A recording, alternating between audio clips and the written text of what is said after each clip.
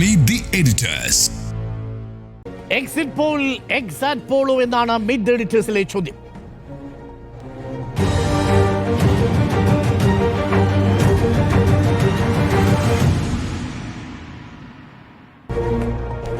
നമുക്ക് ആദ്യം ഓരോ സംസ്ഥാനങ്ങളിലും ഇതുവരെ വന്ന എക്സിറ്റ് പോളുകൾ ക്രോഡീകരിച്ചൊന്ന് നോക്കി വരാം.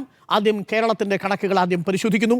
കേരളത്തിൽ ഇതുവരെ വന്ന പ്രധാനപ്പെട്ട ഏജൻസികളുടെ എക്സിറ്റ് പോൾ ഫലങ്ങൾ ഓൺ സ്ക്രീൻ.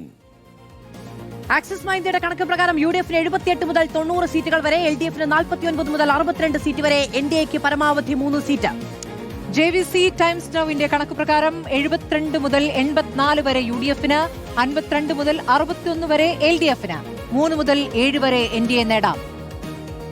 CNN ന്യൂസ് 18 പ്രകാരം 70 മുതൽ 80 സീറ്റുകൾ വരെ യു.ഡി.എഫിന്, 58 മുതൽ 68 സീറ്റുകൾ വരെ എൽ.ഡി.എഫ് നേടിയേക്കാം. പരമാവധി 4 സീറ്റുകൾ വരെ എൻ.ഡി.എ നേടിയേക്കാം. PMark സർവേ പ്രകാരം 71 മുതൽ 79 സീറ്റ് വരെ യു.ഡി.എഫിന്, 62 മുതൽ 69 വരെ എൽ.ഡി.എഫിന്, 1 മുതൽ 4 വരെ എൻ.ഡി.എക്ക്. മാട്രിക്സ് സർവേയിൽ 70 മുതൽ 75 വരെ യു.ഡി.എഫിന്, 60 മുതൽ 65 വരെ എൽ.ഡി.എഫിന്, 3 മുതൽ 5 വരെ എൻ.ഡി.എ. വോട്ട് ടു വൈബ് 70 മുതൽ 80 സീറ്റുകൾ വരെ യു.ഡി.എഫിന്, 58 മുതൽ 68 വരെ യു.ഡി.എഫിന്, പരമാവധി 4 സീറ്റുകൾ വരെ എൻ.ഡി.എ നേടിയേക്കാം. ABP ചാണക്യ പ്രകാരം 72 മുതൽ 80 വരെ യു.ഡി.എഫിന്, 60 മുതൽ 65 വരെ എൽ.ഡി.എഫിന്, 3 മുതൽ 7 സീറ്റ് വരെ എൻ.ഡി.എക്ക്. പീപ്പിൾസ് പൾസിൽ 75 മുതൽ 85 വരെ യു.ഡി.എഫിന്, 55 മുതൽ 65 വരെ എൽ.ഡി.എഫ് നേടിയേക്കാം. എൻ.ഡി.എ 3 വരെ സീറ്റുകൾ നേടിയേക്കാം. വെസ്റ്റ് ബംഗാളിലാണ് നമ്മളെല്ലാവരെയും ഞെട്ടിച്ച എക്സിറ്റ് പോൾ ഫലങ്ങൾ വരുന്നത്. അവിടെ വലിയ അട്ടിമറി വിജയം എൻ.ഡി.എ നേടുമെന്നുള്ളതാണ്. ബംഗാളിന്റെ ചരിത്രത്തിൽ ആദ്യമായി എൻ.ഡി.എ അധികാരത്തിലേക്ക് എത്താൻ പോകുന്നു. 15 വർഷത്തെ മമതാ ബാനർജിയുടെ തൃണമൂൽ കോൺഗ്രസ് ഭരണം അവസാനിക്കുന്നു എന്ന സൂചനയാണ് ഇപ്പോൾ എല്ലാ ഏജൻസികളും, ഒരൊറ്റ ഏജൻസി ഒഴികെ ബാക്കി എല്ലാ ഏജൻസികളും പ്രവചിക്കുന്നത്. PMark 150 മുതൽ 175 വരെ സീറ്റുകൾ നേടി എൻ.ഡി.എ അധികാരത്തിലെത്തുമെന്ന് പറയുന്നു. 220 സീറ്റുകളോളം ഉണ്ടായിരുന്ന തൃണമൂൽ കോൺഗ്രസ് 118 മുതൽ 138 സീറ്റുകളിലേക്ക് ഒതുങ്ങും. മറ്റുള്ളവർ കോൺഗ്രസും ഇടതുപക്ഷവും 2 മുതൽ പരമാവധി 6 സീറ്റുകൾ വരെ നേടിയേക്കാം. മാട്രിക്സിന്റെ കണക്ക് പ്രകാരം 146 മുതൽ 161 സീറ്റുകൾ വരെ എൻ.ഡി.എക്ക്, 125 മുതൽ 140 സീറ്റ് വരെ TMCക്ക് പരമാവധി, മറ്റുള്ളവർ 6 മുതൽ 10 വരെ സീറ്റുകൾ. പീപ്പിൾസ് പ്ലസിന്റെ കണക്ക് പ്രകാരം എൻ.ഡി.എക്ക് 95 മുതൽ 110 വരെ സീറ്റുകളാണ്, TMCക്ക് 178 മുതൽ 189 വരെ, മറ്റുള്ളവർക്ക് 1 മുതൽ 4 വരെ. അപ്പോൾ വിജയം TMCക്കൊപ്പം എന്ന് പറയുന്ന ഏക ഏജൻസി പീപ്പിൾസ് പ്ലസ് ആണ്. ടൈംസ് നൗ ചാണക്യ സർവേ പ്രകാരം 150 മുതൽ 160 വരെ എൻ.ഡി.എക്ക്, 130 മുതൽ 140 സീറ്റ് വരെ മാത്രമാണ് TMCക്ക്, മമതയുടെ TMCക്ക് നൽകുന്നത്. 6 മുതൽ 10 വരെ മറ്റുള്ളവർ. തമിഴ്നാട് ഭരണ തുടർച്ചയുണ്ടാകുമെന്ന് മിക്കവാറും എല്ലാ ഏജൻസികളും തന്നെ പ്രവചിക്കുന്നു. 1-2 ഏജൻസികൾ മാത്രമാണ് DMKക്ക് ഭരണം നഷ്ടപ്പെടുമെന്നും തൂക്ക് സഭ വരാനുള്ള സാധ്യതയുണ്ടെന്ന് പ്രവചിക്കുന്നതും. PMark 125 മുതൽ 145 വരെ സീറ്റുകൾ നേടിയേക്കാം. കേവല ഭൂരിപക്ഷത്തിന് വേണ്ടത് 118 സീറ്റുകളാണ്. ADMK 65 മുതൽ 85 വരെ സീറ്റുകൾ നേടി വീണ്ടും പ്രതിപക്ഷത്തിരിക്കേണ്ടി വരും. TVK ദയനീയമായി പരാജയപ്പെടും. വിജയ് പോലും വിജയിക്കില്ല എന്നുള്ളതാണ് PMark ഏജൻസി പറയുന്നത്. മറ്റുള്ളവർ 16 മുതൽ 32 വരെ സീറ്റുകൾ നേടിയേക്കാമെന്നും PMark ഏജൻസി. മാട്രിക്സിന്റെ കണക്ക് പ്രകാരം 122 മുതൽ 132 വരെ DMKക്ക്, 87 മുതൽ 110 വരെ അണ്ണാ-DMKക്ക്, 10 മുതൽ 12 വരെ TVKക്ക്, മറ്റുള്ളവർക്ക് 6 സീറ്റ്. പീപ്പിൾസ് പ്ലസിന്റെ കണക്ക് പ്രകാരം 125 മുതൽ 145 വരെയാണ് DMKക്ക്, 65 മുതൽ 80 വരെ AIADMK നേടാം. GVKക്ക് 18 മുതൽ 24 വരെ പ്രവചിക്കുന്നുണ്ട്, 2 മുതൽ 6 വരെ മറ്റുള്ളവർ. ടൈംസ് നൗ ചാണക്യ സർവേ പ്രകാരം 145 മുതൽ 160 വരെ DMKക്ക്, 50 മുതൽ 60 വരെ AIADMK. TVKക്ക് അവിടെയും 0 സീറ്റാണ്. വിജയ് പോലും വിജയിക്കില്ല എന്നാണ് ടൈംസ് നൗ ചാണക്യ സർവേയും പ്രവചിക്കുന്നത്. അതേസമയം മറ്റുള്ളവർ 18 മുതൽ 26 വരെ സീറ്റ് നേടുമെന്നും ചാണക്യ സർവേ പ്രവചിക്കും. നോക്കൂ, ഇതിനിടയ്ക്ക് പറയാത്തൊരു കാര്യമുണ്ട് കേട്ടോ. ജൻമത് പോൾസ് അത് പുറത്തുവിട്ടിരിക്കുന്ന എക്സിറ്റ് പോൾ ഫലങ്ങൾ തൃണമൂൽ കോൺഗ്രസിന് ആശ്വാസമാകുന്നുണ്ട്. തൃണമൂൽ കോൺഗ്രസ് വലിയ മുന്നേറ്റം ജൻമത് പോൾ പ്രവചിക്കുന്നുണ്ട്. 195 മുതൽ 205 വരെ സീറ്റുകൾ നേടുമെന്നാണ് ജൻമത് പോൾസിന്റെ പ്രവചനം. BJP ആകട്ടെ 80 മുതൽ 90 വരെ സീറ്റുകളും, കോൺഗ്രസ് 1 മുതൽ 3 വരെ സീറ്റുകളും, ഇടതുകക്ഷികൾ 1 സീറ്റ് വരെയും, മറ്റുള്ളവർ 1 മുതൽ 5 വരെ സീറ്റുകളും നേടുമെന്നതാണ് ജൻമത് പോളിന്റെ പ്രവചനം. പക്ഷേ ഈ ഏജൻസികൾ ആ അർത്ഥത്തിൽ നമുക്കൊരു സ്ഥിരമായ ഒരു കൺസിസ്റ്റന്റ് ആയിട്ട് റിസൾട്ട് പറയാൻ പറ്റുന്നത് പുതുച്ചേരി, തമിഴ്നാട്, വെസ്റ്റ് ബംഗാൾ അല്ലേ, ആസാം, അസം. അതുപോലെ കൂടുതൽ ഏജൻസികൾ ഒരേ അഭിപ്രായം പറയുന്നു. കേരളം അതിനകത്ത് വെസ്റ്റ് ബംഗാളിൽ ഭരണ അട്ടിമറി ഉണ്ടാകുമെന്ന് പറയുന്നു. കേരളത്തിലും ഭരണമാറ്റം ഉണ്ടാകുമെന്ന് പറയുന്നു.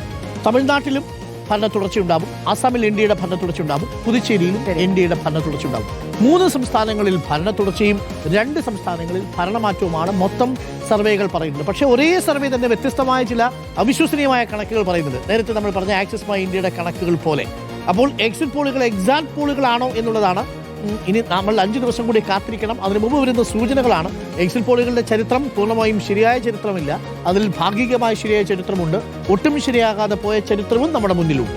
2015 അതുപോലെ തന്നെ നേരത്തെ ബീഹാർ ഇലക്ഷനിലും അതുപോലെ ഹരിയാന ഇലക്ഷനിലും ഒക്കെ തന്നെ എക്സിറ്റ് പോളുകൾ തെറ്റിയിട്ടുണ്ട്. കഴിഞ്ഞ ലോക്സഭാ തെരഞ്ഞെടുപ്പിൽ BJPക്ക് NDAക്ക് വലിയ മുന്നേറ്റം പ്രവചിച്ച എക്സിറ്റ് പോളുകൾ ഒരുപാടുണ്ടായിരുന്നു. പക്ഷേ ആ എക്സിറ്റ് പോളുകളൊന്നും ഫലം കണ്ടില്ല, അല്ലെങ്കിൽ വിജയിച്ചില്ല.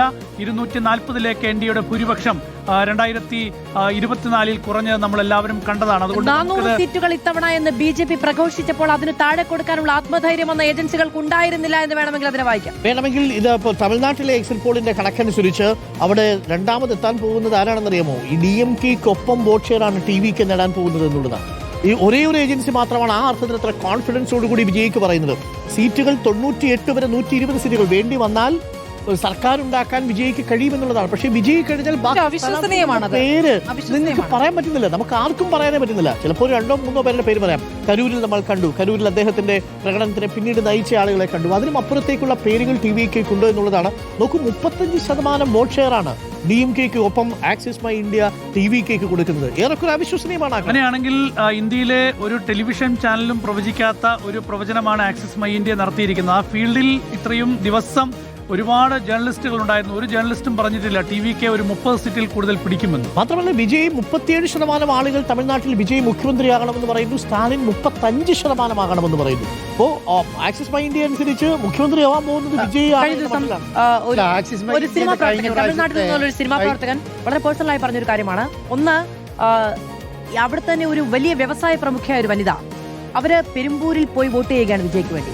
അദ്ദേഹത്തിന് വീട്ടിൽ ജോലിക്ക് നിൽക്കുന്ന ഒരു സ്ത്രീ, അവർ അവധിയെടുത്ത് പെരുമ്പൂരിൽ പോവുകയാണ് വിജയ്ക്ക് വോട്ട് ചെയ്യാൻ വേണ്ടി. ഏറെ ദൂരം സഞ്ചരിക്കണം ഇവർക്ക് 2 പേർക്കും. അപ്പോൾ സ്ത്രീകളുടെ ഇടയിൽ വിജയ്ക്ക് വലിയ വോട്ട് വിഹിതം ഉണ്ടാകും എന്നുള്ളതാണ്. അതായത് ക്ലാസ് വ്യത്യാസമില്ലാതെ വലിയ വോട്ട് വിഹിതം ഉണ്ടാകും എന്നുള്ള വിലയിരുത്തലുകളുമുണ്ട്. ഈ ആക്സിസ് മൈ ഇന്ത്യയുടെ കഴിഞ്ഞ പ്രാവശ്യത്തെ കണക്ക് പ്രകാരം UDFന് 20 തുടങ്ങി 36 സീറ്റാണ് കഴിഞ്ഞ പ്രാവശ്യം. 2021 പിണറായി വിജയന് 104 തുടങ്ങി 120 വരെ സീറ്റും കഴിഞ്ഞ പ്രാവശ്യം. ഇതാണ് ഈ ആക്സിസ് മൈ ഇന്ത്യയുടെ ദുഃഖം. പക്ഷേ ആ സമയങ്ങളിൽ മറ്റുള്ള സ്റ്റേറ്റുകൾ പറഞ്ഞ ഒരു കണക്ക് ശരിയായിട്ടില്ല. ഇന്നേ വരെ ആക്സിസ് മൈ ഇന്ത്യ പറഞ്ഞ ഒരു കണക്ക് എവിടെയും ശരിയായിട്ടില്ല. മറ്റേ ലോക്സഭയിലേക്ക് കഴിഞ്ഞ തവണ ഏറെക്കുറെ ട്രെൻഡ് എങ്ങനെ പറഞ്ഞു? അല്ല, ഏറെക്കുറെ 400 കിട്ടില്ല എന്ന് പറഞ്ഞു. അല്ല, 400 കിട്ടില്ല എന്ന് പറഞ്ഞ് 370 360 കണ്ടാണ് പറഞ്ഞത്. പക്ഷേ 240 കിട്ടിയത്. കിട്ടില്ലെങ്കിലും NDAക്ക് തന്നെ ഭരണ തുടർച്ചയെന്ന് പറഞ്ഞു. അല്ല, ഹരിയാന പൂർണ്ണമായും പരാജയം. 240 കിട്ടിയത് സാർ. ഞാൻ പറയുന്നത് നമ്പറിന്റെ വ്യത്യാസം 100 നമ്പറിന്റെ വെച്ചാണ് വ്യത്യാസം. നമ്പറുകൾ വിശ്വസിക്കേണ്ട. നമ്പറുകൾ പൂർണ്ണമായി വിശ്വസിക്കുന്നത് മാത്രമല്ല, ഇതിനകത്ത് കൗതുകകരമായ ഒരു കണക്കായിട്ട് എനിക്ക് തോന്നിയത് 2 കാര്യങ്ങൾ. ഇപ്പോൾ നമ്മൾ ചർച്ചയിലേക്ക് കടക്കുകയാണെങ്കിൽ കേരളത്തിന്റെ കാര്യത്തിലാണെങ്കിൽ ശക്തമായ ഭരണവിരുദ്ധ വികാരത്തിന്റെ സൂചന ഈ എക്സിറ്റ് പോളുകൾ ഒരെണ്ണം ഒഴികെ ബാക്കി ഒന്നും നൽകുന്നില്ല. ഭരണവിരുദ്ധ വികാരത്തിന്റെ ഒരു തരംഗത്തിന്റെ സൂചനയില്ല. എന്നാൽ ഭരണമടുപ്പ് യഥാർത്ഥത്തിൽ ഈ വോട്ടെടുപ്പിൽ പ്രകടമാകുന്നുണ്ട് എന്നുള്ളതാണ് എക്സിറ്റ് പോൾ പറയുന്നത്. അപ്പോൾ ഭരണമടുപ്പ് എന്നുള്ളത് അധികാരം മാറ്റാനുള്ള ഒരു വോട്ടായിട്ട് സ്ത്രീകൾ വോട്ട് ചെയ്യുമോ, ജെൻസി വോട്ട് ചെയ്യുമോ എന്നൊരു വലിയ രാഷ്ട്രീയ ചോദ്യമുണ്ട്. കാര്യം സ്ത്രീകൾ എപ്പോഴും വോട്ട് ചെയ്യുന്നത് വൈകാരികമായിട്ടാണ് എന്ന് പറയുമ്പോഴും ഞാൻ അവരെ ഒട്ടും അണ്ടർ എസ്റ്റിമേറ്റ് ചെയ്യുന്ന ആൾക്കാരെയല്ല. കാര്യം ഇപ്പോൾ ഒരു സഹതാപത്തിനൊക്കെ ഉണ്ടായ സ്ത്രീകൾ വോട്ട് ചെയ്യും എന്ന് പറയുന്നത് അത് പുരുഷന്മാർ വോട്ട് ചെയ്യും, അങ്ങനെ നമുക്ക് പറയാൻ പറ്റില്ല. പക്ഷേ വൈകാരികം ചിലപ്പോൾ സ്ത്രീകൾ വളരെ റിയലിസ്റ്റിക് ആയിട്ട് വോട്ട് ചെയ്യുന്ന ആൾക്കാരെന്ന എൻ്റെ പക്ഷം. അവരുടെ ദൈനംദിന ജീവിതത്തിലെ കാര്യങ്ങൾ വോട്ടായിട്ട് പ്രതിഫലിക്കും. പുരുഷന്മാരുടെ കാര്യത്തിൽ മതം സമുദായമൊക്കെ വലിയ രീതിയിൽ സ്വാധീനം ചെലുത്തുമ്പോഴും സ്ത്രീകളുടെ വോട്ടർമാരുടെ ഇടയിൽ ദൈനംദിന ജീവിതത്തിൽ വന്നിരിക്കുന്ന മാറ്റങ്ങൾ തിരഞ്ഞെടുപ്പിൽ രാഷ്ട്രീയ തീരുമാനത്തിന് കാരണമാകും. അവരുടെ സ്ത്രീകളുടെ കാര്യത്തിലുള്ള സുരക്ഷ വളരെ പ്രധാനപ്പെട്ട കാര്യമാണ്. വീട്ടിൽ നിങ്ങൾക്ക് സാധനങ്ങൾ കിട്ടുന്നുണ്ടോ, കുഞ്ഞുങ്ങൾക്ക് സുരക്ഷിതമായിട്ട് പഠിക്കാൻ പറ്റുന്നുണ്ടോ, നിങ്ങൾക്ക് ഇത്തരം കാര്യങ്ങളാണ് സ്ത്രീ വോട്ടർമാരുടെ സമയത്ത് പ്രാഥമികമായിട്ട് വരുന്ന ഏറ്റവും പ്രധാനപ്പെട്ട കാര്യം. അതായത് വീട്ടിൽ കിട്ടുന്ന സാധനങ്ങൾ, ഇലക്ട്രിസിറ്റി ബില്ല്, ജലലഭ്യത തുടങ്ങിയ കാര്യങ്ങൾ മാത്രമാണ് സ്ത്രീകൾ വോട്ട്. ഞാൻ പറഞ്ഞു തീർക്കില്ല, അത് പറഞ്ഞു തീർക്കുന്നതിനും അത് പറഞ്ഞു കഴിഞ്ഞാൽ തെറ്റായ അർത്ഥം വരും. അതായത് വളരെ റിയലിസ്റ്റിക് ആയിട്ടൊരു തെരഞ്ഞെടുപ്പിൽ രാഷ്ട്രീയത്തെ സമീപിക്കുമ്പോൾ സ്ത്രീ വോട്ടർമാരും പുരുഷ വോട്ടർമാരും യങ് വോട്ടർമാരും ഒക്കെ വോട്ടിനെ സമീപിക്കുന്ന രീതിയിൽ വ്യത്യാസമുണ്ടെന്നുള്ളതാണ് തെരഞ്ഞെടുപ്പ് പഠനങ്ങൾ പറയുന്നത്. ഞാൻ പറയുന്നത് കോട്ട് CDS നമ്മുടെ CSDS സർവേ പ്രകാരം സ്ത്രീ വോട്ടർമാർ എങ്ങനെയാണ് വോട്ട് രേഖപ്പെടുത്തുന്നത് ഇപ്പോൾ വലിയ രീതിയിൽ വിലക്കയറ്റം ഉണ്ടാകുന്ന ഒരു സംസ്ഥാനത്ത് സ്ത്രീ വോട്ടർമാർ നിശ്ചയമായും സർക്കാരിനെതിരെ വോട്ട് രേഖപ്പെടുത്തും. ഒഡീഷയിൽ സ്ത്രീ വോട്ടർമാർ വോട്ട് രേഖപ്പെടുത്തുന്നതിനാണ് ശുചിമുറികൾ ഉണ്ടാവുന്നു എന്നുള്ളതാണ്. അവരുടെ പെൺകുട്ടികൾക്ക് മാനത്തോടു കൂടി നിങ്ങൾക്ക് ശുചിമുറിയിൽ പോകാൻ പറ്റുന്നു. ഒഡീഷയിൽ വലിയ രീതിയിൽ BJPക്ക് അന്ന് ആ സമയത്ത് ലോക്സഭയിൽ BJPക്ക് അനുകൂലമായിട്ട് വോട്ടുണ്ടായപ്പോൾ വന്ന പഠനങ്ങളൊന്നാണ്. ഒഡീഷയിൽ നവീൻ ബാബുവിന് അനുകൂലമായിട്ട് വോട്ട് രേഖപ്പെടുത്തിക്കൊണ്ടിരുന്നവർ പറഞ്ഞിരുന്നതും അത് തന്നെയാണ്. അണ്ണാ DMKക്ക് അനുകൂലമായിട്ട് തമിഴ്നാട്ടിൽ സ്ത്രീ വോട്ടർമാർ വോട്ട് ചെയ്തത് എന്തുകൊണ്ടാണ് എന്നുള്ളതിനും ഫാക്ടേഴ്സാണ് ഞാൻ പറയുന്നത്. അപ്പോൾ ഇത് ഒരു ഘട്ടത്തിൽ പ്രകടമാണ്. അപ്പോൾ കേരളത്തിൽ അങ്ങനെ വരുമ്പോൾ ഒരു തരംഗം ഉണ്ടാവണമെങ്കിൽ സ്ത്രീ വോട്ടർമാർ ഒന്നടങ്കം LDFിനെ ഉപേക്ഷിച്ച് പോകണം. ആക്സിസ് ആണെങ്കിലും മറ്റുള്ള ഏജൻസികളാണെങ്കിലും നിലവിൽ അങ്ങനെ ഒരു ഭരണവിരുദ്ധ വികാരം സ്ത്രീ വോട്ടർമാരുടെ ഇടയിൽ ഇല്ല എന്നുള്ളതിന്റെ സൂചനയാണോ? നമ്മൾ നോക്കൂ, ആക്സിസ് മൈൻഡിന്റെ സർവേയുടെ കണക്ക് പ്രകാരം പുരുഷ വോട്ടർമാരെക്കാൾ കൂടുതൽ വോട്ടർമാർ സ്ത്രീ വോട്ടർമാർ LDFിൽ നിൽക്കുന്നുള്ളതായിട്ടാണ് ആക്സിസ് മൈൻഡിന്റെ സർവേ പറയുന്നത്. ഇതാണ് എൻ്റെ പോയിന്റ്. അപ്പോൾ ആ പോയിന്റിൽ വെച്ച് നോക്കിയാൽ ഒരു തരംഗമില്ലെങ്കിൽ ഞാനിപ്പോഴും പറയുന്നു, സ്റ്റിൽ ഐ ബിലീവ് ഭരണമെടുപ്പ് കൊണ്ട് ഭരണം മാറാൻ പോകുന്നില്ല എന്നുള്ളതാണ് എൻ്റെ ടേക്ക്. ഈ വിഷയം മറ്റൊരു പ്രധാനപ്പെട്ട വിഷയമാണ് ആരാണ് മുഖ്യമന്ത്രി എന്നുള്ളൊരു ചോദ്യം എന്നത്. ആരാണ് മുഖ്യമന്ത്രി എന്ന ആക്സിസ് മൈ ഇന്ത്യയുടെ ചോദ്യത്തിന് കേരളത്തിൽ 33% ആളുകൾ വോട്ട് ചെയ്തിരിക്കുന്ന പിണറായി വിജയനാണ്. അതേപോലെ സമാനമായ മറ്റൊരു സർവേയിൽ 31.2% ആളുകളും പിണറായി വിജയൻ വോട്ട് ചെയ്യുന്നു.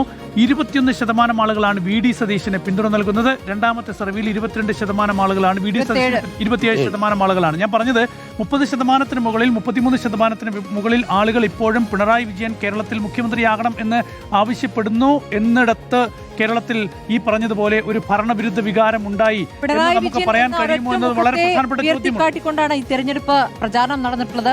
അങ്ങനെയെങ്കിൽ ആ മുഖം മുന്നോട്ട് വെച്ചിട്ടുള്ള തിരഞ്ഞെടുപ്പിൽ വിജയിക്കേണ്ടതായിരുന്നു. പക്ഷെ ഒരൊറ്റ പ്രവചനങ്ങളും തുടർഭരണം പറയുന്നില്ല എന്ന് വരുമ്പോൾ തുടർഭരണത്തിന് എന്തുകൊണ്ട് തുടർഭരണമില്ല എന്ന് കൂടി വിശദീകരിക്കേണ്ടി വരും. നിങ്ങൾ ഈ പറയുന്ന ഭരണവിരുദ്ധ വികാരമില്ല എന്ന് പറയുന്നു, സ്ത്രീ വോട്ടർമാർ പോയിട്ടില്ല എന്ന് പറയുന്നു. അപ്പൊ പിന്നെ എന്താണ് സംഭവിച്ചത്? എല്ലാ സർവേകളിലും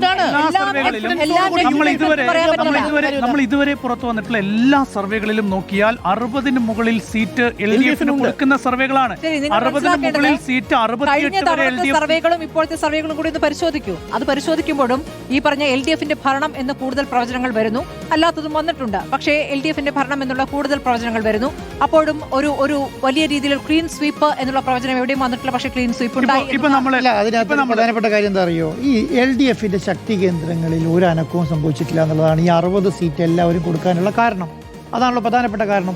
നിങ്ങൾ അതിനപ്പുറത്തേക്ക് LDFിന്റെ ശക്തി കേന്ദ്രങ്ങളല്ലാത്ത മണ്ഡലങ്ങളിൽ, അതാണല്ലോ 99 സീറ്റിലേക്ക് LDFിനെ കൊണ്ടുപോയത്. ആ സ്ഥലങ്ങൾ എവിടെയൊക്കെയാണ്?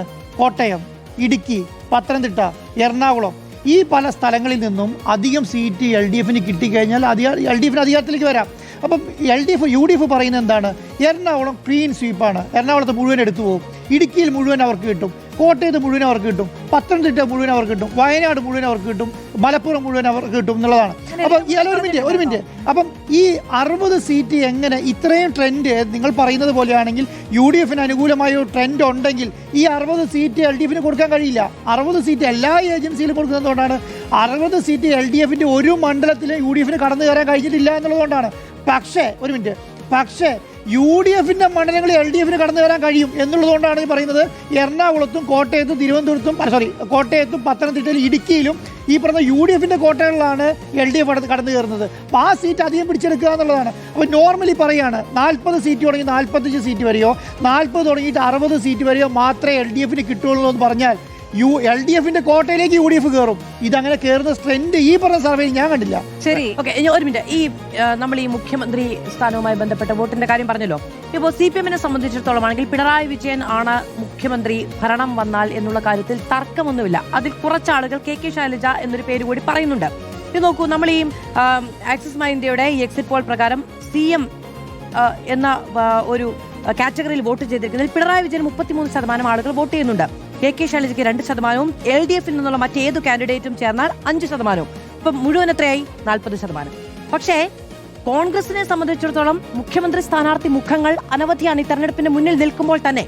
അവിടെ എല്ലാവർക്കും ചേർന്നാൽ, അതായത് VD സതീശനെയും രമേശ് ചെന്നിത്തലയും KC വേണുഗോപാലും ശശി തരൂരും 1% ഉള്ളുവെങ്കിലും എനി കാൻഡിഡേറ്റ് ഫ്രം UDFും ചേർന്നിട്ടുണ്ടെങ്കിൽ 44%. അപ്പോൾ അത് മുന്നണിയിലേക്ക് മാറുകയാണെങ്കിൽ അപ്പോഴും എഡ്ജ് കിട്ടുന്നത് UDFിന് തന്നെയാണ്. പക്ഷേ ഒരൊറ്റ ഒരാൾ, ഞാൻ നേരത്തെ പറഞ്ഞ പോലെ ഒരു ഫേസ് കാർഡ് എന്ന നിലയ്ക്കാണ് മുഖ്യമന്ത്രി പിണറായി വിജയൻ അവിടെ ബഹുദൂരം മുന്നിൽ. അല്ല മധു, അങ്ങനെയാണെങ്കിൽ മാത്രമേ ആക്സിസ് ഇന്ത്യ സർവേ പ്രകാരം അങ്ങനെ 80 മുതൽ 90 വരെ സീറ്റുകൾ കിട്ടും.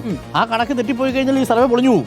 അത് ശരിയാണ്. അതായത് അല്ല, പക്ഷേ അപ്പോൾ മുഖ്യമന്ത്രിയുടെ UDF അധികാരത്തിൽ അവിടെയാണ് ഈ പ്രശ്നം. ഒരു മിനിറ്റ്, UDF അധികാരത്തിൽ വരുമ്പോഴും മുഖ്യമന്ത്രി പിണറായി വിജയൻ ആകണം എന്നുള്ളതല്ല.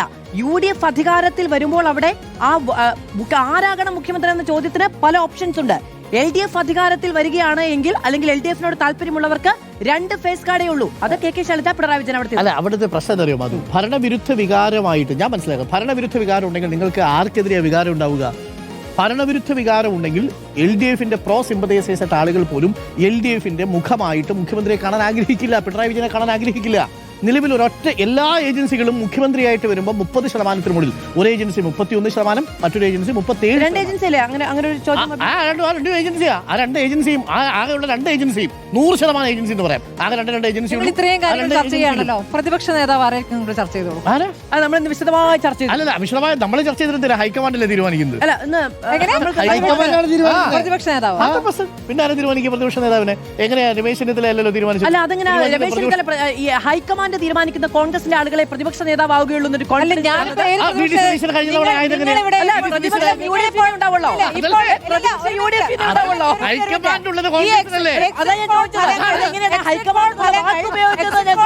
തുടർ ഭരണം ഉണ്ടാകില്ല എന്ന് പറയുമ്പോൾ LDF-ൽ നിന്ന് ആരാണ് പ്രതിപക്ഷ നേതാവ്? അതേ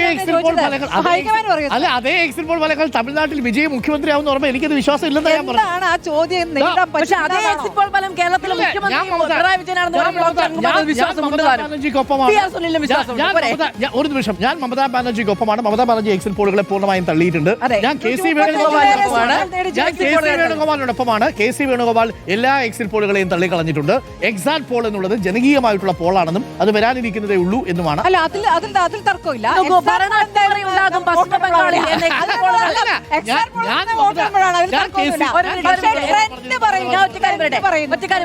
അല്ല, ഭരണ അട്ടിമറി ഉണ്ടാകും, BJP പശ്ചിമ ബംഗാളിൽ ഭരണം പിടിക്കുമെന്ന് ഈ പറയുന്ന 10-12 ഏജൻസികൾ ഒരുമിച്ച് പ്രവചിക്കുമ്പോൾ ഇങ്ങനെ അല്ലാതെ പ്രതികരിക്കുന്ന മമതാ ബാനർജി ആരുടെ സ്വപ്നമാണ്? മമതാ ബാനർജിക്ക് അങ്ങനെ പ്രതികരിക്കാൻ പറ്റൂ? അത് തന്നെയാണ് എനിക്കും നൽകുന്ന കോൺഫിഡൻസ്. ഈ എക്സിറ്റ് പോളുകൾ ശരിയാവാനുള്ള സാധ്യതയില്ല എന്ന് പറയാനുള്ള മമതയെ പിടിച്ചുകൊണ്ട് രക്ഷപ്പെടാനുള്ള കാര്യത്തിൽ എക്സിറ്റ് പോളുകൾ തെറ്റാനുള്ള ഒരു സാധ്യതയുണ്ട്. ഞാൻ പശ്ചിമ ബംഗാളിൽ ഇത്തവണ പശ്ചിമ ബംഗാളിൽ SIR UDF അധികാരത്തിൽ വരുമെന്ന് ഒരു എക്സിറ്റ് പോൾ പറയുന്നു. അതേ എക്സിറ്റ് പോൾ പിണറായി വിജയനാണ് മുഖ്യമന്ത്രി എന്ന് പറയുന്നു.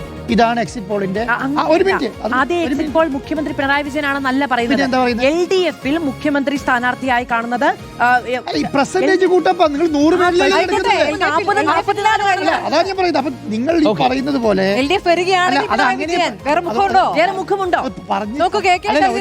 കംപ്ലീറ്റ് ചെയ്യാൻ സമ്മതിച്ചില്ല. അത് അങ്ങനെയേ ചെയ്യാൻ പറ്റുള്ളൂ എന്നുള്ളതാണ് പ്രധാനപ്പെട്ട കാര്യം. അതുകൊണ്ടാണ്. അല്ലാതെ ഇപ്പൊ ഞാൻ പറയുന്നത് ഈ 60 നിങ്ങൾക്ക് അങ്ങനെ തോന്നുന്നുണ്ടോ? അങ്ങനെയല്ല. 60 സീറ്റ് LDF-ന് കൊടുത്തു. LDF-ന് കിട്ടുന്നുണ്ട് ഈ എക്സിറ്റ് പോളിൽ അല്ലേ? ഈ 60 സീറ്റ് നിങ്ങളുടെ LDF-ന്റെ കോട്ടകളല്ല എന്ന് പറയാൻ പറ്റുമോ? അത് നിങ്ങൾക്ക് തോന്നുന്നുണ്ടോ? ഒരു മിനിറ്റ്. അപ്പം ഞാൻ ചോദിക്കുന്നത്, ഇപ്പൊ എൻ്റെ അടുത്ത് ഞാൻ ഒരു 2-3 സർവേ എൻ്റെ അടുത്ത് ഇപ്പൊ കിട്ടിയിട്ടുണ്ടല്ലോ. ഞാൻ ഈ സർവേ നോക്കിയതിന്റെ അകത്തെല്ലാം എന്താണ് സംഭവം? എറണാകുളം ക്ലീൻ സ്വീപ്പാണ്. എറണാകുളം 15 സീറ്റ് UDF ആണ്. കളമശ്ശേരി അടക്കം എല്ലാം ഞാൻ 15 സീറ്റ് UDF-നാണ്. പിന്നെ അതുപോലെ തന്നെ കോട്ടയം മുഴുവൻ സീറ്റ് UDF-നാണ്. ഇടുക്കി മുഴുവൻ സീറ്റ് UDF-നാണ്. ഇങ്ങനെ കാൽക്കുലേറ്റ് ചെയ്തിട്ടാണ് ഇവർ ഈ പറയുന്ന 60 സീറ്റ് ഉള്ളത്. ഞാൻ അതിൻ്റെ അകത്ത് അതിൻ്റെ ആ വോട്ടിൽ തന്നെ ഞാൻ പറയുന്നത് എനിക്ക് ജയിക്കുമെന്ന് വിശ്വാസമുള്ള, നിങ്ങൾക്കും ഒരു പരിധി വരെ വിശ്വാസമുള്ള മണ്ഡലങ്ങൾ ഉണ്ടാവുമല്ലോ. കോട്ടയത്ത് ഏതൊക്കെ ഉണ്ടാവും? ഇടുക്കിയിൽ ഇപ്പൊ പിന്നെ നമ്മുടെ N ജയരാജന്റെ മണ്ഡലം, കാഞ്ഞിരപ്പള്ളി മണ്ഡലം, അത് ക്ലീൻ സ്വീപ്പാണെന്ന് വിശ്വസിക്കുന്നുണ്ടോ നിങ്ങൾ? ഇല്ല. MM മണിയുടെ മണ്ഡലവും ഉടുമ്പൻചോല MM മണിയുടെ മണ്ഡലം, അതുപോലെ തന്നെ പീരുമേടും. ആയിക്കോട്ടെ, ഞാൻ പറയുന്നത് അവിടെ ക്ലീൻ സ്വീപ്പ് വിശ്വസിക്കുന്നുണ്ടോ? കോട്ടയത്ത് ഏറ്റുമാനൂർ പ്രതീക്ഷിക്കുന്നുണ്ടോ? അപ്പൊ ഈ മണ്ഡലങ്ങൾ കുറയുന്ന സമയത്ത് നിങ്ങൾ ഈ പറയുന്ന 60+ ആവുകയും ഈ പറയുന്ന 78, 80 കുറയുകയും ചെയ്യും. അപ്പൊ അത് മാറാൻ സാധ്യതയുണ്ട്. അല്ല, ആയിക്കോട്ടെ, ഞാൻ പറയുന്നത് 100% സ്വീപ്പ് വെച്ചിട്ട് 80 കണക്കാക്കും. ഞാൻ അതിൽ ശ്രദ്ധിച്ച ഒരു കാര്യം എന്താണെന്നറിയോ? എത്ര സീറ്റ് കണ്ണൂരിൽ പിടിക്കാൻ പറ്റി, അഴീക്കോട് പിടിക്കാൻ പറ്റിയോ? ഇവരുടെ കണക്കിൽ അതില്ല. മനസ്സിലായോ? കാസർഗോഡ് ഒരു മിനിറ്റ് ആരുടെ കണക്കിലില്ല? അഴീക്കോട് ടൈറ്റ് ആണെന്നാണ് നിങ്ങൾ മണ്ഡലങ്ങളിൽ അതെ കാസർഗോഡ് നിങ്ങൾക്ക് ഉദുമ പിടിക്കാൻ പറ്റുന്നുണ്ടോ? അതാണ് ഇനി പ്രധാനപ്പെട്ട കാര്യം. പിടിക്കാൻ പറ്റുന്നതാണ് പറയുന്നത്. പിടിക്കാൻ പറ്റുന്നതാണ് പറയുന്നത്. പിടിക്കാൻ പറ്റില്ല. തൃക്കരിപ്പൂരുണ്ട്. ഒരു ഉദുമയൊക്കെ പിടിക്കുമെന്ന് പറഞ്ഞു. തൃക്കരിപ്പൂർ, കാസർഗോഡ്, അതാണ്. മഞ്ചേശ്വരം. അതാണ് അവിടെയാണ് പ്രശ്നം. ഇവിടെ മഞ്ചേശ്വരം ഓക്കെ. അല്ല, കാസർഗോഡ് മഞ്ചേശ്വരം ഓക്കെ. നമുക്ക് ഒന്നുകിൽ ടി വി പ്രസാദിനെയും വി എസ് രഞ്ജിത്തിനെയും ലേബി സജിത്തിനെ വിളിച്ചിട്ട് എക്സിറ്റ് പോൾ ചർച്ച ചെയ്യാം. അല്ലെങ്കിൽ നമുക്ക് ഈ രാഷ്ട്രീയ ഏജൻസികളുടെ നമുക്ക് എക്സിറ്റ് പോളുകളെ അങ്ങനെ പൂർണ്ണമായി വിശ്വസിക്കാം. അല്ല, എക്സിറ്റ് പോൾ വിശ്വസിച്ചിട്ട് നമ്മൾ ഈ എക്സിറ്റ് പോൾ വിശ്വസിച്ചിട്ട് പിണറായി വിജയൻ തുടർ ഭരണമില്ല, UDF അധികാരത്തിൽ വരുവാണെന്ന് പറയാൻ ഞാനില്ല. ഞാൻ 100% തള്ളി. ഈ എക്സിറ്റ് പോളിന് 100% തള്ളി. ഒരു സംശയമില്ല. കാരണം എന്താണെന്ന് വെച്ച് കഴിഞ്ഞാൽ നിങ്ങൾ 60 സീറ്റുകൾ LDF കൊടുത്താൽ കൊടുക്കുന്ന മെസ്സേജ് എന്താ? എല്ലാ എക്സിറ്റ് പോളും നിങ്ങൾ ഇത് അംഗീകരിക്കുന്നുണ്ടെങ്കിൽ ബംഗാളിൽ NDA വരും. നിങ്ങൾ അംഗീകരിക്കണം. പറ്റുമോ? അതല്ല ഒന്നത്. രണ്ടാമത്തെ കാര്യം, 60 സീറ്റുകൾ നിങ്ങൾ ബേസ് ആയിട്ട് കൊടുക്കുക LDF-ന്. 60 സീറ്റുകൾ LDF-ന് നിങ്ങൾക്ക് ഉറപ്പിച്ചു പറയുന്നു. നോക്കൂ, 140 സീറ്റുകളിൽ 60 സീറ്റുകൾ നിങ്ങൾ LDF-ന് ഉറപ്പിച്ചു കൊടുക്കുകയും 60 സീറ്റുകൾ മിനിമം പറയുന്നത് LDF-ന് നിങ്ങൾ ഉറപ്പിച്ചു കൊടുക്കും. അതിനൊപ്പം UDF-ന് കൊടുക്കുന്ന ബേസ് സീറ്റ് 70. അപ്പൊ എന്ന് പറഞ്ഞാൽ കൊടുക്കുന്ന പൊളിറ്റിക്കൽ മെസ്സേജ് എന്താ? ഇക്കുറി ജനങ്ങൾ എന്തിനു വിധി എഴുതണം? അവസാനത്തെ 10 സീറ്റ് 60-70 10 സീറ്റ് വ്യത്യാസത്തിൽ മത്സരം നടക്കുന്നേ.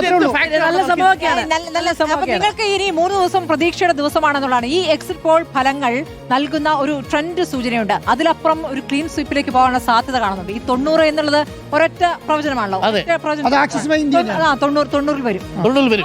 കാത്തിരുന്ന് കാണാം. വെസ്റ്റ് ബംഗാളിലും കേരളത്തിലും അട്ടിമറി പ്രവചിച്ചും അസമിലും തമിഴ്നാട്ടിലും പുതുച്ചേരിയിലും ഭരണ തുടർച്ച പ്രവചിച്ചും എക്സിറ്റ് പോൾ ഫലങ്ങൾ പുറത്തു വന്നിരിക്കുന്നു. എക്സിറ്റ് പോൾ ഫലങ്ങൾ എക്സാറ്റ് പോളുകളുടെ പ്രതിഫലനമാകുമോ എന്നുള്ളതാണ് പ്രധാനപ്പെട്ട ചോദ്യം. ഇവിടെ നമ്മൾ കാണേണ്ട ഒരു പ്രധാനപ്പെട്ട കാര്യം വെസ്റ്റ് ബംഗാളിന്റെ പൊളിറ്റിക്സ് ആണ്. വെസ്റ്റ് ബംഗാളിൽ വലിയ കോൺഫിഡൻസ്. നമ്മൾ നേരത്തെ തുടക്കത്തിൽ ചർച്ച ചെയ്തതുപോലെ SIR-ന് ശേഷം 27 ലക്ഷത്തോളം വോട്ടർമാർ വോട്ടില്ലാതിരിക്കുകയും 90 ലക്ഷത്തിലധികം വോട്ടർമാർ പ്രഥമ ദൃഷ്ടിയ SIR-ൽ നിന്ന് പുറത്താവുകയും ചെയ്യുമ്പോൾ അവിടെ മൈനോറിറ്റി വോട്ടുകൾ തൃണമൂൽ കോൺഗ്രസിന് അനുകൂലമായിട്ട് വരില്ല എന്നെങ്ങനെയാണ് നമ്മൾ കരുതുക? ഇതാണ് എന്നെ സംബന്ധിച്ച് ഈ എക്സിറ്റ് പോളിലെ ഏറ്റവും പ്രധാനപ്പെട്ട ഒരു ചോദ്യം. പ്രത്യേകിച്ച് ഏകദേശം 90 മണ്ഡലങ്ങളിൽ മൈനോറിറ്റി വോട്ടുകൾ ഭൂരിപക്ഷമുള്ള മണ്ഡലങ്ങൾ, അവിടെ ഏറ്റവും ഡിസിസീവായ മണ്ഡലങ്ങളിൽ എങ്ങനെയാണ് 90-ൽ താഴെ എങ്ങനെ തൃണമൂൽ കോൺഗ്രസിന് വോട്ട് കിട്ടുന്നു എന്നുള്ളതാണ് ഒരു പ്രധാനപ്പെട്ട ചോദ്യം. രണ്ടാമത്തെ പ്രധാനപ്പെട്ട കാര്യം നോക്കൂ, ഹിന്ദു വിഭാഗത്തിലെ, ഞാൻ തുടക്കത്തിൽ പറഞ്ഞു, മധുവ കമ്മ്യൂണിറ്റി അടക്കം 15% വോട്ടർമാർ നിലവിൽ BJP-യുമായിട്ട് അകന്നു നിൽക്കുന്ന സാഹചര്യമുണ്ട്. Because of SIR. അവരുടെ തന്നെ ബന്ധുക്കളിൽ പലരും SIR-ൽ നിന്ന് പുറത്താവുന്ന സാഹചര്യമുണ്ടായി. അവരിൽ തന്നെ ട്രിബ്യൂണലിന് ശേഷം 134-ൽ താഴെ ആളുകൾക്ക് മാത്രമേ വോട്ട് ചെയ്യാൻ പറ്റുന്നുള്ള സാഹചര്യമുണ്ടായി. ഈ സാഹചര്യത്തിലാണ് തൃണമൂൽ കോൺഗ്രസ് അവിടെ പരാജയപ്പെടുമെന്ന് എല്ലാ ഏജൻസികളും, 2 ഏജൻസി ഒഴികെ ബാക്കി എല്ലാ ഏജൻസികളും പറയുന്നത്. കേവല ഭൂരിപക്ഷത്തിന് വേണ്ടത് എത്രയാ? 148. മിക്കവാറുമുള്ള എല്ലാ ഏജൻസികളും നമുക്ക് സ്ക്രീനിൽ കൊടുക്കാം. ബംഗാളിലെ എല്ലാ ഏജൻസികളും 150-ന് മുകളിലാണ് സീറ്റുകൾ പറഞ്ഞിരിക്കുന്നത് എന്നുള്ളതാണ്. അമിത്ഷാ പറഞ്ഞത് 170 സീറ്റ് പശ്ചിമ ബംഗാളിൽ പിടിക്കും എന്നാണ്. അങ്ങനെ ഒരു അവകാശവാദം ഉന്നയിച്ചുകൊണ്ടാണ് അമിത്ഷാ ഈ തെരഞ്ഞെടുപ്പിൽ മുന്നോട്ട് പോയത്. ഈ എക്സിറ്റ് പോളുകൾ നമ്മൾ ശരിവെക്കുകയാണെങ്കിൽ അത്രയ്ക്ക് കോൺഫിഡൻസിലായിരുന്നു BJP എന്ന് നമ്മൾ വിലയിരുത്തേണ്ടി വരും. 2017 ഉത്തർപ്രദേശ് തെരഞ്ഞെടുപ്പിൽ സമാനമായ രീതിയിൽ ഇതുപോലെ എണ്ണി അമിത്ഷാ പറഞ്ഞിട്ടുണ്ട്.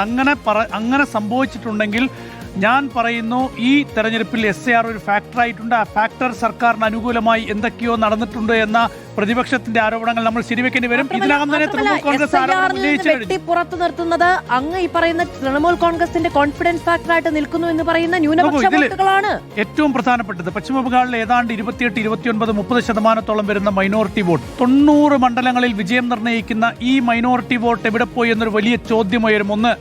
2, തൃണമൂൽ കോൺഗ്രസിന് നല്ല ബാക്കപ്പ് ഉണ്ട്.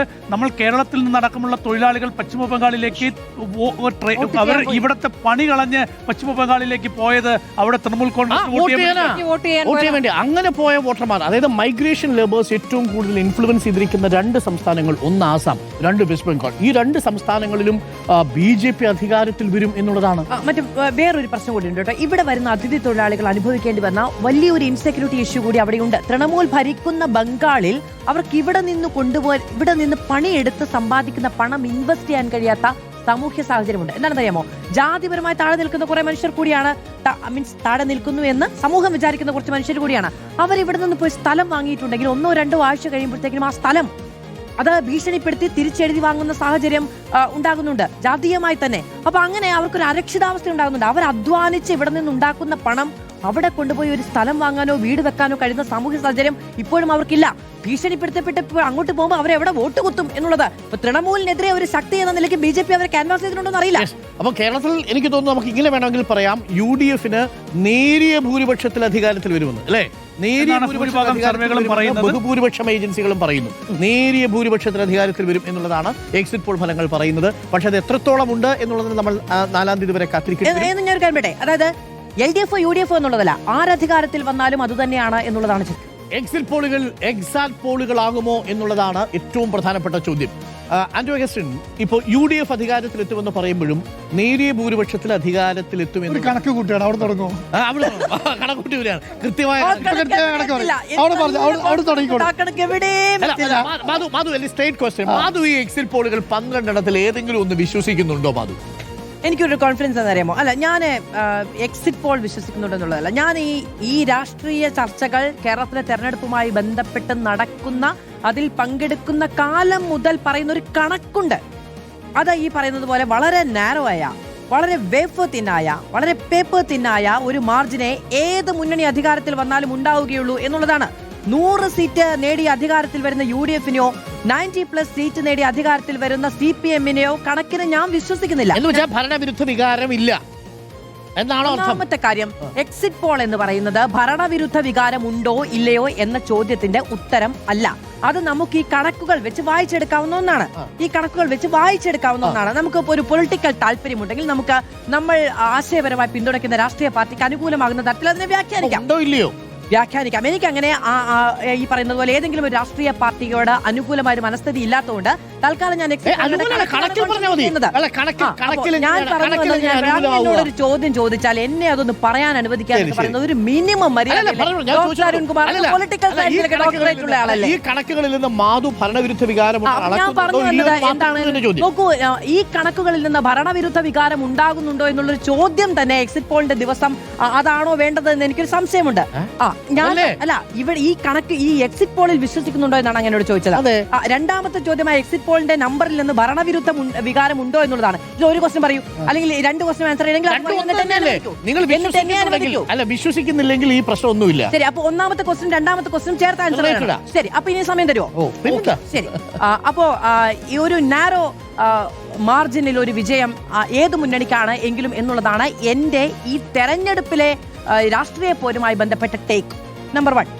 ഇനി അതുകൊണ്ട് തന്നെ ഈ എക്സിറ്റ് പോളുകളെല്ലാം ആ കണക്കിനോട് ഏതാണ്ട് ചേർന്ന് നിൽക്കുന്നത്. നോക്കൂ, ഞാനിപ്പം UDFന് മാത്രമാണ് ഈ 12 ഏജൻസികളും ഒരു എഡ്ജ് പ്രഖ്യാപിച്ചത് എന്നുള്ളതിനെ ഞാൻ വിചാരിക്കുന്നില്ല. ആ നിലയ്ക്ക് ഞാൻ സത്യമായിട്ടും വിചാരിക്കുന്നില്ല.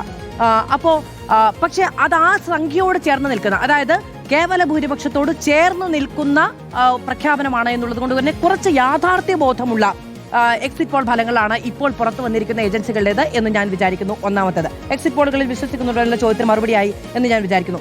ഇനി ഭരണവിരുദ്ധ വികാരമുണ്ടോ എന്ന ചോദ്യത്തിന് ഇല്ല എന്നത് തന്നെയാണ് എന്റെ ഉത്തരം. ഇല്ല എന്നത് തന്നെയാണ് എന്റെ ഉത്തരം. കാരണം ഒരു ഭരണവിരുദ്ധ വികാരം കൃത്യമായി പ്രതിഫലിക്കണമെങ്കിൽ അതിനാസ്പദമായ കുറച്ച് കാര്യങ്ങൾ കൂടി വേണം. അങ്ങനെ ഒന്ന് ഈ നമ്പറിൽ പ്രതിഫലിക്കുന്നില്ല. പക്ഷെ ഞാൻ ആദ്യം ഡോക്ടർ അരുൺകുമാറിനോട് പറയുകയും നമ്മൾ തമ്മിൽ തർക്കിക്കുകയും ചെയ്ത ഒരു കാര്യമുണ്ട്. കേരളത്തിലെ 2 മുന്നണികൾ ഏതാണ്ട് 72-ന് അടുത്തു നിൽക്കുന്ന ഒരു സംഖ്യാക്രമത്തിലല്ല നിലവിൽ ഇവിടെ നിൽക്കുന്നത്. അവരുടെ പൊളിറ്റിക്കൽ സ്കോർ എന്ന് പറയുന്നത് ടോട്ടലി ഡിഫറന്റ് ആണ്.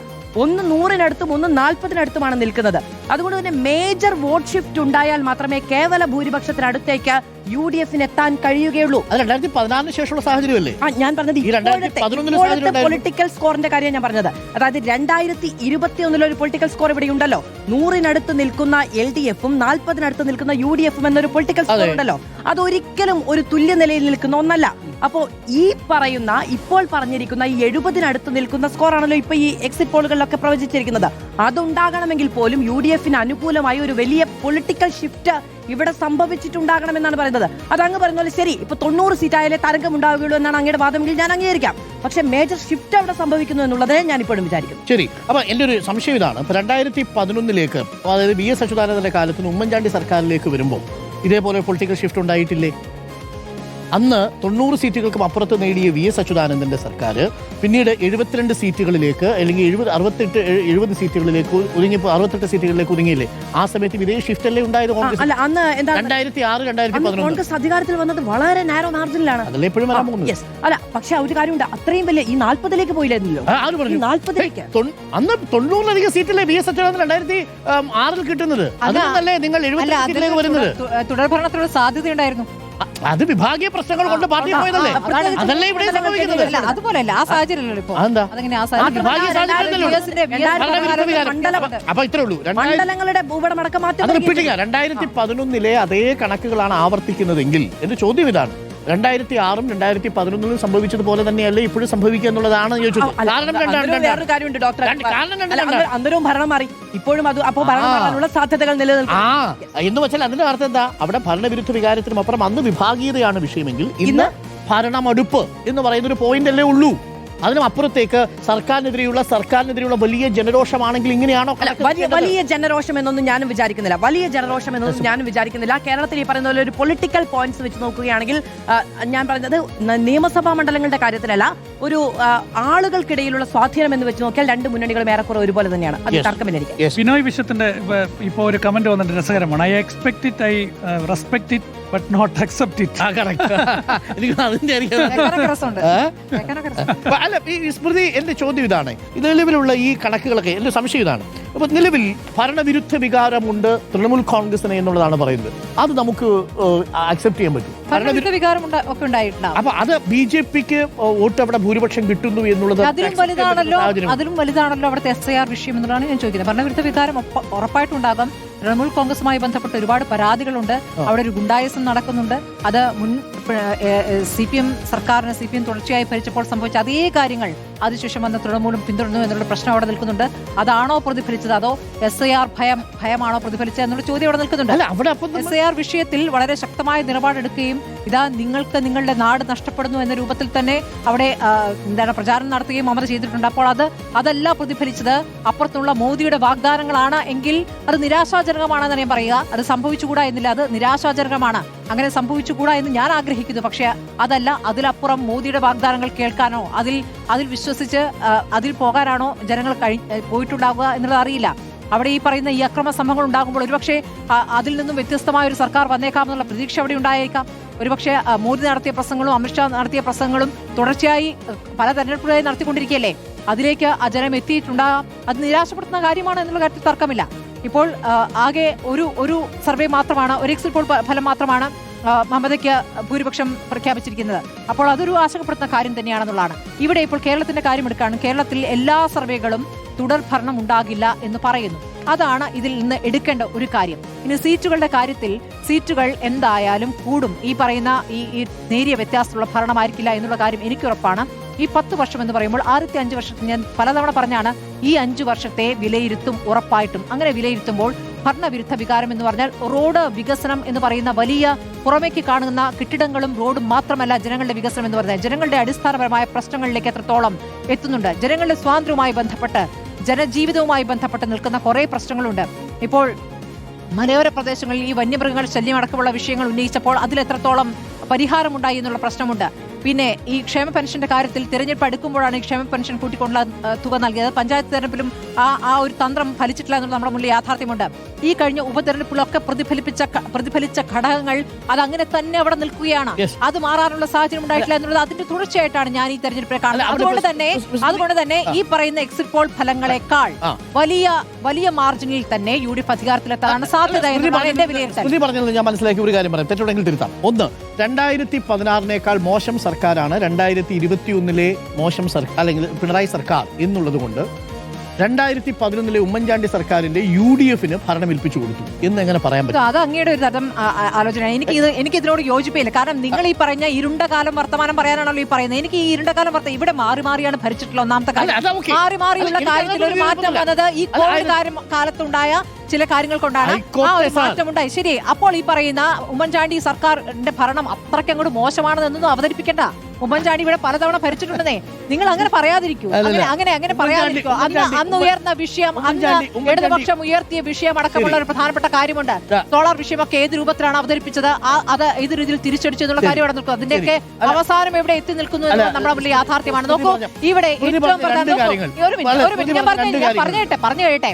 ഇവിടെ ഈ പറയുന്ന വികസനവും ഈ പറയുന്ന നല്ല ക്ഷേമവും ഒക്കെ പറയുമ്പോഴും നമ്മളെ അസ്വസ്ഥപ്പെടുത്തുന്ന ഒരു കാര്യമുണ്ട്. നമ്മുടെ അസ്തിത്വത്തിൽ നമുക്ക് ജീവിക്കാൻ കഴിയുന്ന ഒരു സാഹചര്യം ഉണ്ടാകണം. അവിടെ വെള്ളാപ്പള്ളി എന്ന ഈ നേതാവ് നടത്തിയിരിക്കുന്ന പ്രസ്താവനകൾ വലിയ രീതിയിൽ പ്രതിഫലിച്ചിട്ടുണ്ട്. അങ്ങ് ചിരിക്കൊന്നും വേണ്ട, മലബാറിലൊക്കെ അത് വലിയ രീതിയിൽ തന്നെ പ്രതിഫലിച്ചിട്ടുണ്ട്. ന്യൂനപക്ഷ വോട്ട് ഏകീകരിച്ചിട്ടുണ്ട്. അതിന് ഉത്തരവാദിത്തം പിണറായി വിജയന് ഉള്ളത് ഈ പറഞ്ഞ വെള്ളാപ്പള്ളി എന്ന നേതാവിനെ ഒരു തരത്തിലും നിയന്ത്രിക്കാൻ കഴിഞ്ഞില്ല എന്നുള്ളത് അതൊരു പ്രധാനപ്പെട്ട ഘടകം തന്നെയാണ്. എത്ര പറഞ്ഞാലും അതൊരു പ്രധാനപ്പെട്ട ഘടകങ്ങളാണ്. പിണറായിയുടെ നേതാവല്ല വെള്ളാപ്പള്ളി. ഒന്ന്, പിണറായിയുടെ പോളിറ്റ് ബ്യൂറോ അല്ല വെള്ളാപ്പള്ളി, സിപിഎമ്മിന്റെ മെമ്പർ അല്ല വെള്ളാപ്പള്ളിക്ക്. ഞാൻ പറഞ്ഞ വാദങ്ങളല്ല, ഇതൊക്കെ അങ്ങ് പറയേണ്ട കാര്യങ്ങൾ. അങ്ങ് പറഞ്ഞോളൂ, ഞാൻ ഇതൊന്നും പറഞ്ഞിട്ടില്ല.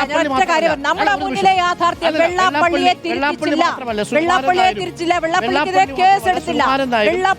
കേസെടുത്തില്ല, വെള്ളാപ്പള്ളി വർഗീയ പ്രസ്താവനയ്ക്ക് കേസെടുത്തില്ല എന്നുള്ള പ്രധാനപ്പെട്ട കാര്യം. കേസെടുക്കണമെന്ന് പറഞ്ഞ ഒരു കോൺഗ്രസ് ശരി, വെള്ളാപ്പള്ളിക്കെതിരെ ശക്തമായി ഇവിടെ പ്രതിപക്ഷ നേതാവ് സംസാരിച്ചിരുന്നു. വെള്ളാപ്പള്ളിക്കെതിരെ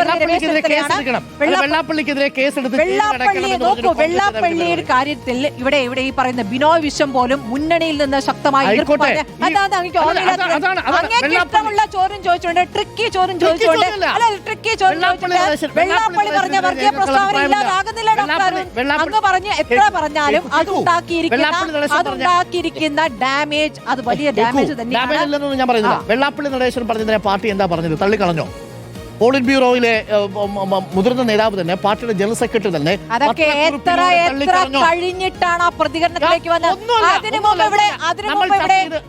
പിണറായി വിജയൻ പറഞ്ഞതും പിണറായി വിജയൻ പൊന്നാട അണിയിച്ചതും ഇവിടെ എം വി ഗോവിന്ദൻ പറഞ്ഞൊക്കെ ഇവിടെ ജനങ്ങളുടെ മനസ്സിലുണ്ട്.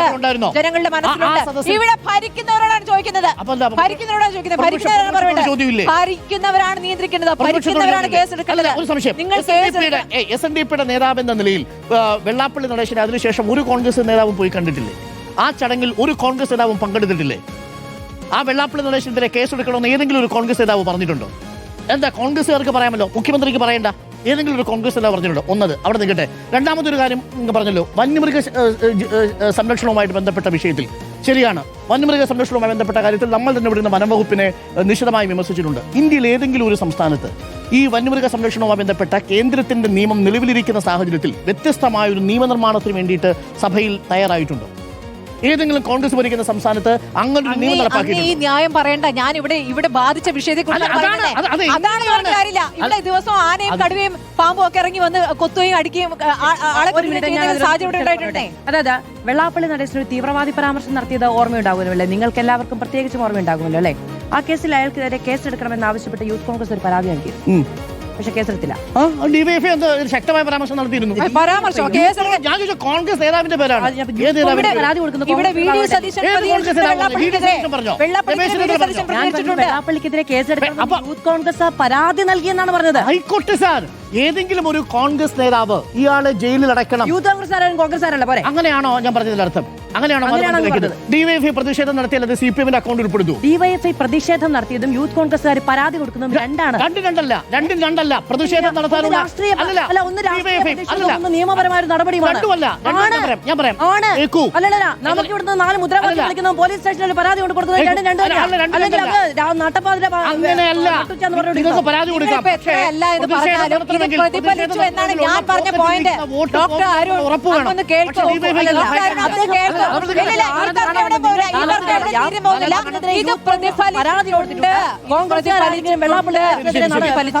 ചോദിച്ചപ്പോഴാണ് ഞാനത് പറഞ്ഞത്. അല്ല, അതാ പറഞ്ഞ ഏത് നേതാവാണ് അന്ന് ആ വേദിയിൽ കോൺഗ്രസ് നേതാവ് ഉണ്ടായിരുന്നോ?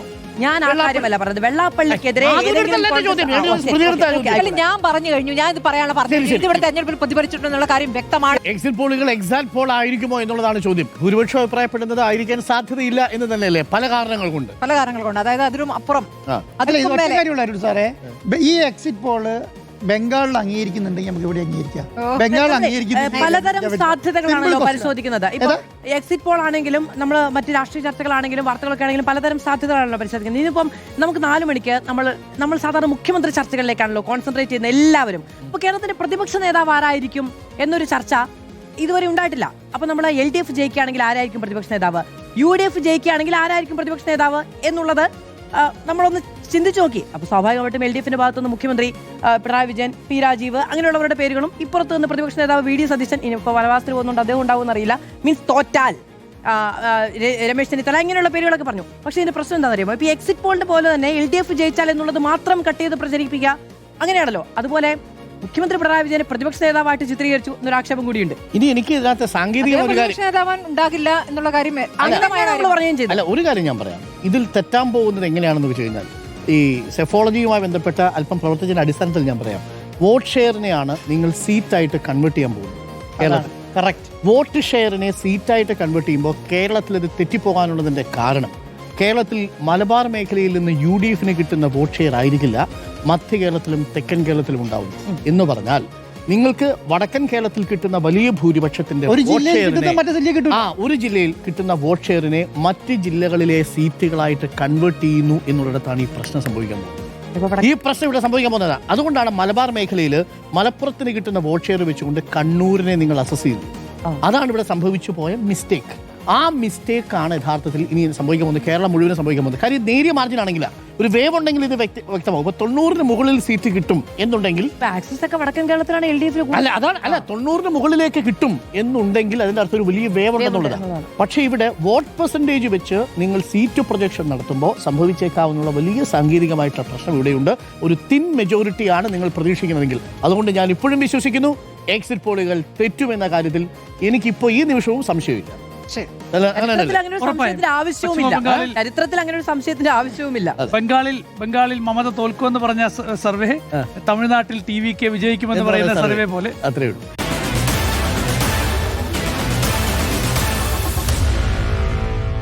Meet the editors.